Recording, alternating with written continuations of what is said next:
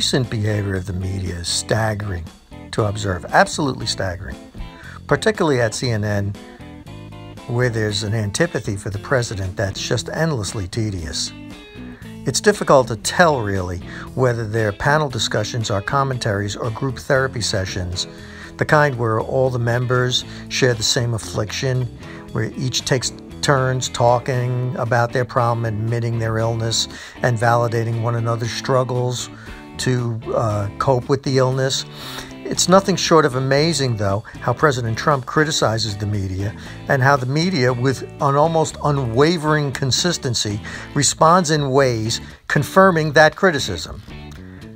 This whole thing now has reached a condition of mass hysteria on the part of Trump's opponents. Now, the following video is just one segment of one night on one show on CNN.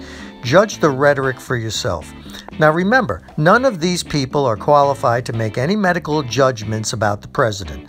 They're turning their disagreement on policy and communication style into a dangerous mental condition that the president needs to have addressed by having him removed from office. This is all an attempt to undermine the president's authority to lead this country, hoping to force him to either resign or have him removed.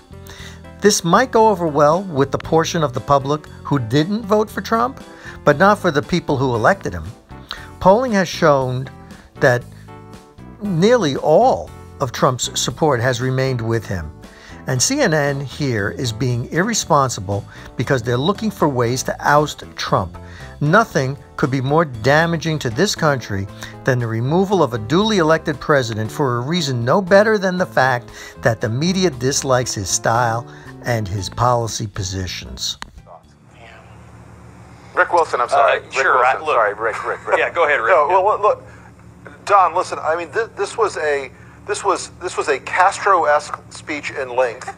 It was an astounding chain of lies tied together by lunatic asides by a man who obviously is mentally unstable. This is a man who is not well. This is a man who is not qualified or mentally or morally fit to be the president of the United States, and tonight was one more proof of it. And I know the 25th Amendment is a remote possibility, but if people around him don't think that this guy is absolutely bat-crap crazy, they are mistaken. He is clearly trying to ignite a civil war in this country. Has he shown that he's fit for office? No, in this moment? That he might be psychotically demented and ill, of the mind. This is a person who's divorced from reality. This is crazy. This is lunacy. They have this, they're grasping at these desperate little straws and saying, maybe he'll stay sane for hours. And tonight what they saw was a guy who was so wild and so lunatic, and they're thinking, oh, also he has control of nuclear weapons.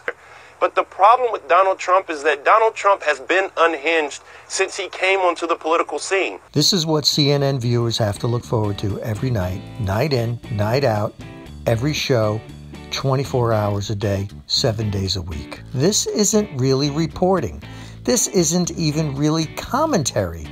When you have a group of panelists all coming to a conclusion that the president is insane, they are not qualified to make that judgment, nor should they. It's deeply subversive for them to do that. If there are concerns over the president's mental state, there are ways to bring forward that problem than to actually accuse him of something that they aren't qualified to accuse him of. There are people around the president who would be able to make that judgment and call in the proper people to make that call. But it's not the call of reporters, especially when each one of these people that you see here was either a never-Trump Republican or a Democrat who's pretending to be a journalist. There's so much partisanship here. It's really hard to even imagine how this company could call itself a news organization.